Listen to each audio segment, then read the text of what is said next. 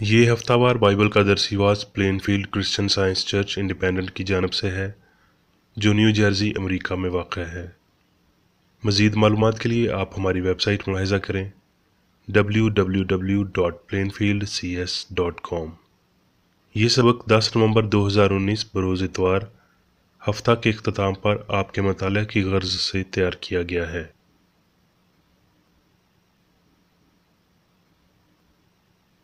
مضمون: آدم اور گنہگار انسان۔ سنہری متن: استثناء: تو خداوند اپنے خدا کے حضور کامل رہنا۔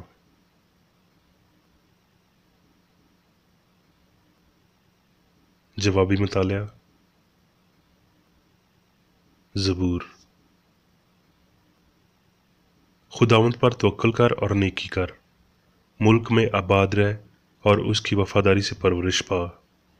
خداوند میں مسرور رہ اور وہ تیرے دل کی مرادیں پوری کرے گا۔ اپنی راہ خداوند پر چھوڑ دے اور اس پر توکل کر، وہی سب کچھ کرے گا۔ وہ تیری راست بازی کو نور کی طرح اور تیرے حق کو دوپہر کی طرح روشن کرے گا۔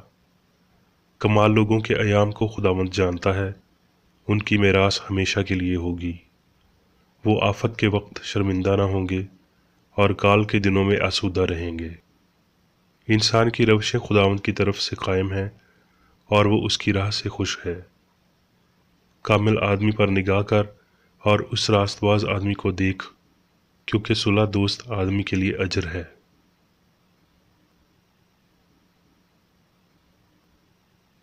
درسی باز بائبل میں سے سیموئل: خدا میرا مضبوط قلعہ ہے، وہ اپنی راہ میں کامل شخص کی رہنمائی کرتا ہے۔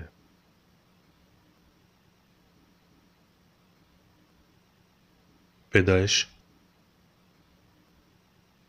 اور خداوند نے سب پر جو اس نے بنایا تھا نظر کی اور دیکھا کہ بہت اچھا ہے۔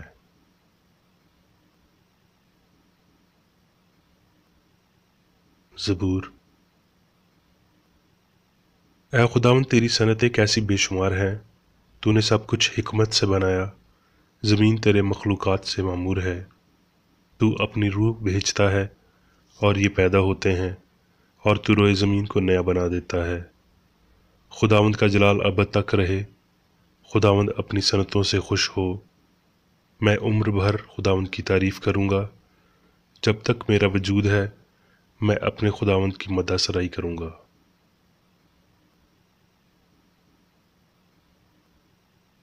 پیدائش: بلکہ زمین سے کوہر اٹھتی تھی اور تمام روئے زمین کو سیراب کرتی تھی۔ اور خداوند خدا نے زمین کی مٹی سے انسان کو بنایا اور اس کے نتنوں میں زندگی کا دم پھونکا، تو انسان جیتی جان ہوا۔ اور خداوند خدا نے آدم کو حکم دیا اور کہا کہ تو باغ کے ہر درخت کا پھل بے روک ٹوک کھا سکتا ہے، لیکن نیک و بد کی پہچان کے درخت کا پھل کبھی نہ کھانا، کیونکہ جس روز تو نے اس میں سے کھایا تو مرا۔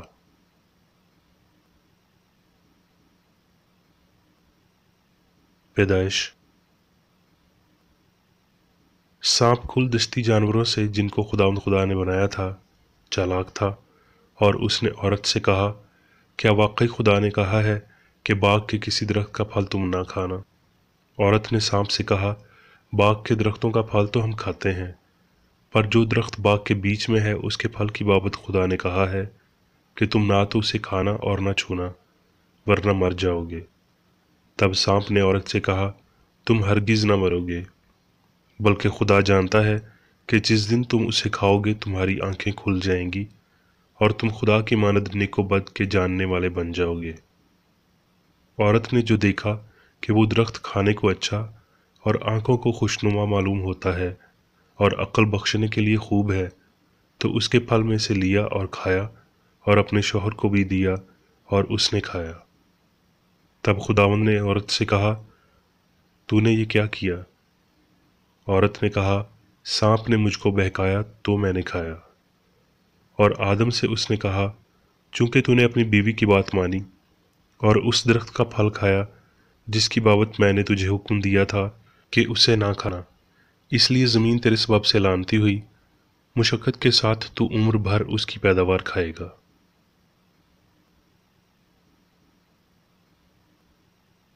مرقس۔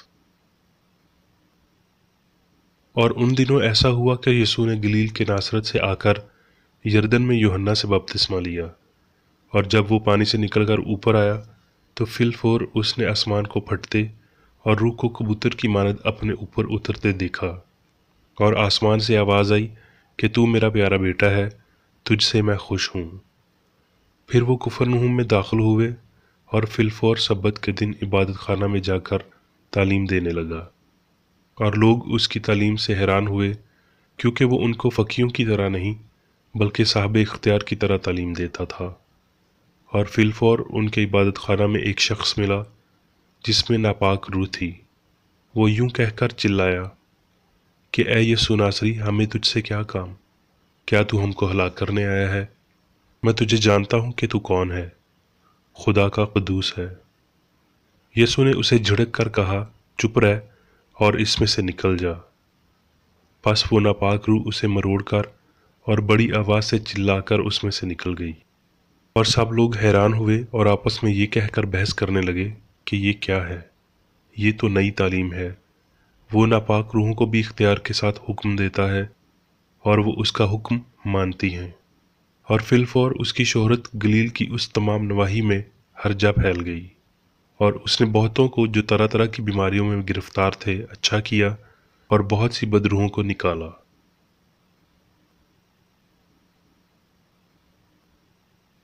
یوحنا۔ یسوع نے یہ باتیں کہیں اور اپنی آنکھیں آسمان کی طرف اٹھا کر کہا، اے باپ، وہ گھڑی آ پہنچی، اپنے بیٹے کا جلال ظاہر کر تاکہ بیٹا تیرا جلال ظاہر کرے۔ چنانچہ تو نے اسے ہر بشر پر اختیار دیا ہے تاکہ جنہیں تو نے اسے بخشا ہے ان سب کو ہمیشہ کی زندگی دے، اور ہمیشہ کی زندگی یہ ہے کہ وہ تجھ خدائے واحد اور برحق کو اور خداوند یسوع مسیح کو جسے تو نے بھیجا ہے جانے۔ میں نے تیرا کلام انہیں پہنچا دیا، اور دنیا نے ان سے عداوت رکھی، اس لیے کہ جس طرح میں دنیا کا نہیں وہ بھی دنیا کے نہیں۔ میں یہ درخواست نہیں کرتا کہ تو انہیں دنیا سے اٹھا لے، بلکہ یہ کہ اس شریر سے ان کی حفاظت کر۔ جس طرح میں دنیا کا نہیں وہ بھی دنیا کے نہیں۔ انہیں سچائی کے وسیلہ سے مقدس کر، تیرا کلام سچائی ہے۔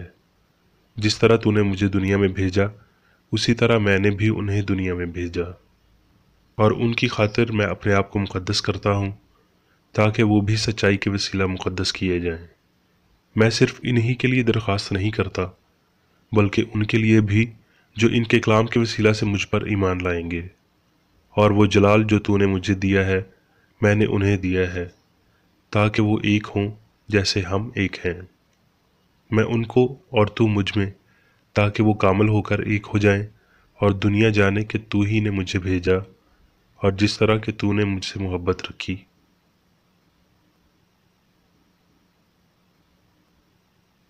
عبرانیوں۔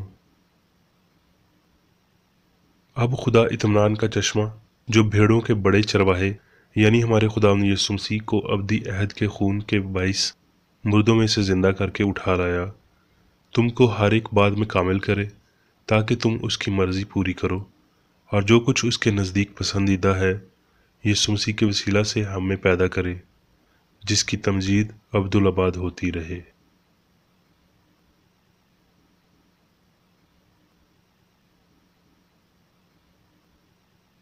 اب میں میری بیکر ایڈی کی تحریر کردہ کرسچن سائنس کی درسی کتاب سائنس اور صحت آیات کی کنجی کے ساتھ میں سے لی گئی تحریریں پڑھوں گا۔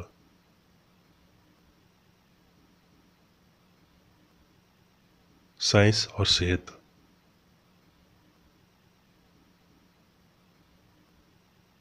الہی سائنس میں انسان خدا کی حقیقی شبیہ ہے۔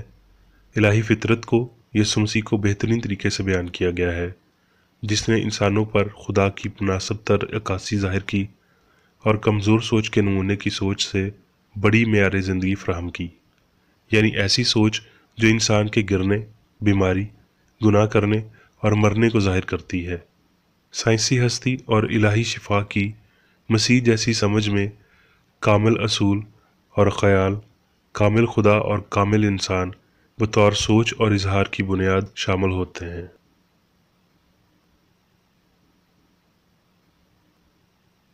خدا انسان کا خالق ہے اور انسان کا الہی اصول کامل ہونے سے الہی خیال یا عکس یعنی انسان کامل ہی رہتا ہے۔ انسان خدا کی ہستی کا ظہور ہے۔ اگر کوئی ایسا لمحہ تھا جب انسان نے الہی کاملیت کا اظہار نہیں کیا تو یہ وہ لمحہ تھا جب انسان نے خدا کو ظاہر نہیں کیا، اور نتیجتاً یہ ایک ایسا وقت تھا جب الوہیت یعنی وجود غیر متوقع تھا۔ اگر انسان نے اپنی کاملیت کھو دی ہے تو اس نے اپنا کامل اصول الہی عقل کھو دی ہے۔ اگر انسان اس کامل اصول یا عقل کے بغیر کبھی وجود رکھتا تھا تو پھر انسان کی وجودیت ایک فرضی داستان ہی تھی۔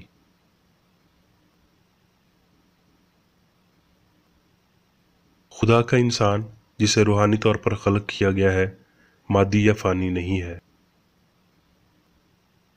تمام تر انسانی اختلافات کی بدلدیت آدم کا خواب تھا، گہری نیند جس میں زندگی اور اس ذہانت کا بھرم پیدا ہوا جو مادے سے اخذ ہوا اور گزرا۔ یہ مشرکانہ غلطی یا نام نہاد سانپ ابھی بھی سچائی کے مخالف سے اصرار کرتا اور کہتا ہے تم خدا کی مانند ہو جاؤ گے، یعنی میں غلطی کو سچائی کی مانند حقیقی اور ابدی بنا دوں گا۔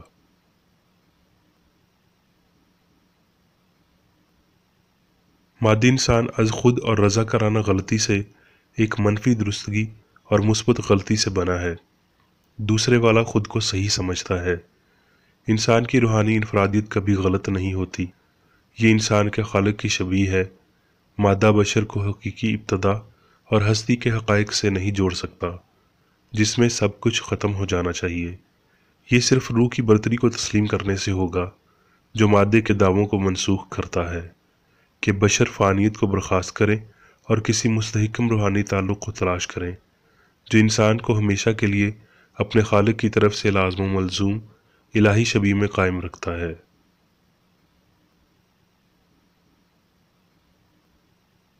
مادے میں کوئی موروثی قوت نہیں ہے کیونکہ جو کچھ بھی مادی ہے وہ محض مادی انسانی فانی خیال ہے جو ہمیشہ خود پر غلط طور سے ہی حکومت کرتا ہے۔ سچائی لافانی عقل کی ذہانت ہے، غلطی فانی عقل کی نام نہاد ذہانت ہے۔ جو کچھ بھی انسان کے گناہ یا خدا کے مخالف یا خدا کی غیر موجودگی کی طرف اشارہ کرتا ہے وہ آدم کا خواب ہے جو نہ ہی عقل ہے اور نہ انسان ہے کیونکہ یہ باپ کا اکلوتا نہیں ہے۔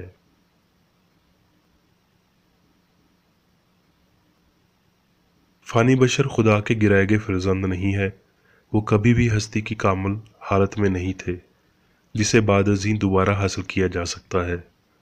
فانی تاریخ کے آغاز سے انہوں نے بدی میں حالت پکڑی اور گناہ کی حالت میں ماں کے پیٹ میں پڑے۔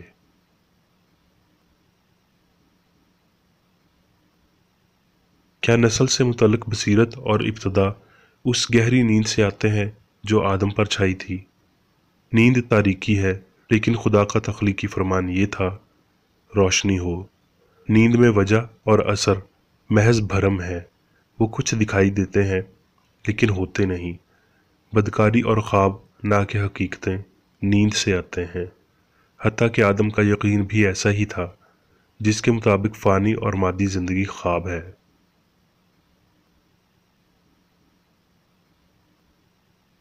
یہوہ نے یہ اعلان کیا کہ زمین ملعون تھی اور اس زمین سے یا مادے سے آدم نے جنم لیا۔ اس کے باوجود خدا نے انسان کی خاطر زمین کو برکت دی۔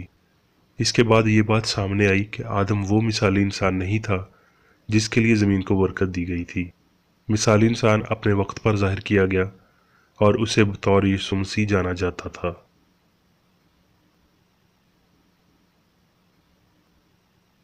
یسوع ایک کنواری کا بیٹا تھا، اسے خدا کا کلام سنانے کے لیے اور ایک ایسی انسانی شکل میں بشر پر ظاہر ہونے کے لیے مقرر کیا گیا تھا جس سے وہ سمجھ سکتے اور ساتھ ہی ساتھ اس کا ادراک پا سکیں۔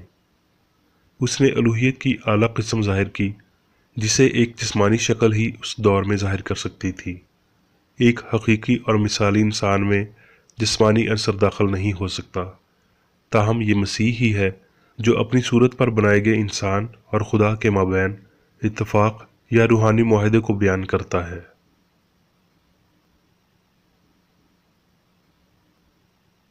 الہی خطاب یعنی یسوع کی مانند مسیح کوئی نام نہیں ہے۔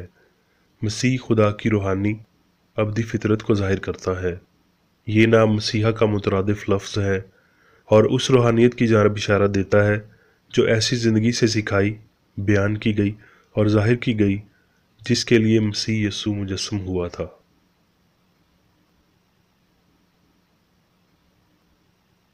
خدا کے لوگوں سے متعلق نہ کہ انسان کے بچوں سے متعلق بات کرتے ہوئے یسوع نے کہا، خدا کی بادشاہی تمہارے درمیان ہے، یعنی سچائی اور محبت حقیقی انسان پر سلطنت کرتی ہے، یہ ظاہر کرتے ہوئے کہ انسان خدا کی صورت پر بے گناہ اور ابدی ہے۔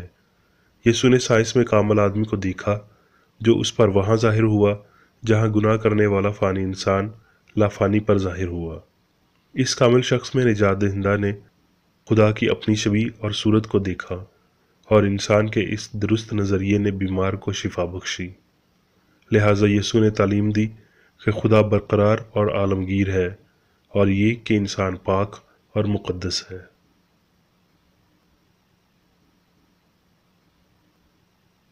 بشری خیالات یعنی غلط تصورات کو ان تمام تصورات کا راستہ ہموار کرنا چاہیے جو کامل اور ابدی ہیں۔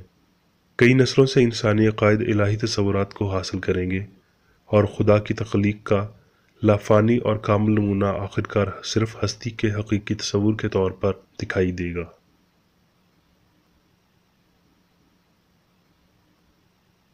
سائنس میں تمام تر ہستی ابدی، روحانی، کامل اور ہر عمل میں ہم آہنگ ہے۔ ایک کامل نمونے کو آپ کے خیالات میں پیش ہونے دیں، بجائے اس کے بعد اخلاق مخالف کے۔ خیالات کی روحانیت آپ کے شعور کو روشن کرتی اور اس میں الہی عقل یعنی زندگی لاتی ہے، نہ کہ موت۔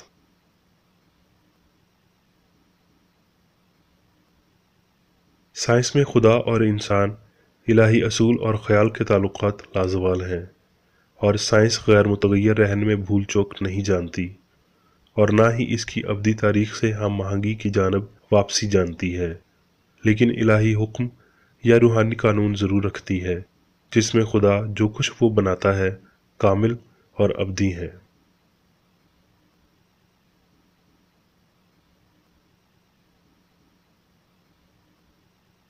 اب میں میری بیکر ایڈی کی جانب سے چرچ مینول میں دیے گئے روزانہ کے 3 فرائض پڑھوں گا۔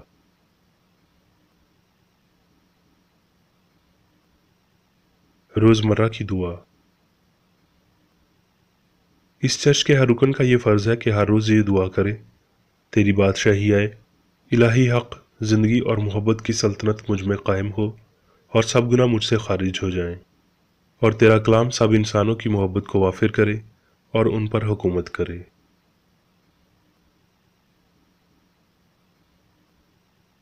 مقاصد اور اعمال کا ایک اصول۔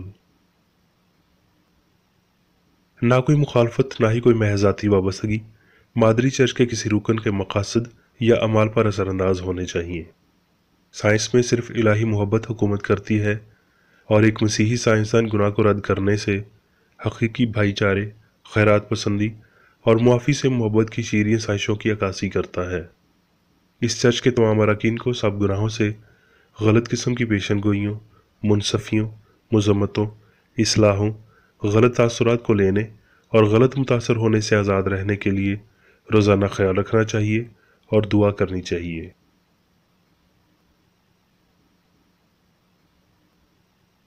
فرض کے لیے چوکسی۔ اس چرچ کے ہر رکن کا یہ فرض ہے کہ وہ ہر روز جارحانہ ذہنی آرا کے خلاف خود کو تیار رکھے اور خدا، اپنے قائد اور انسانوں کے لیے اپنے فرائض کو نہ کبھی بھولے اور نہ کبھی نظر انداز کرے۔ اس کے کاموں کے باعث اس کا انصاف ہوگا، وہ بے قصور یا قصوروار ہوگا۔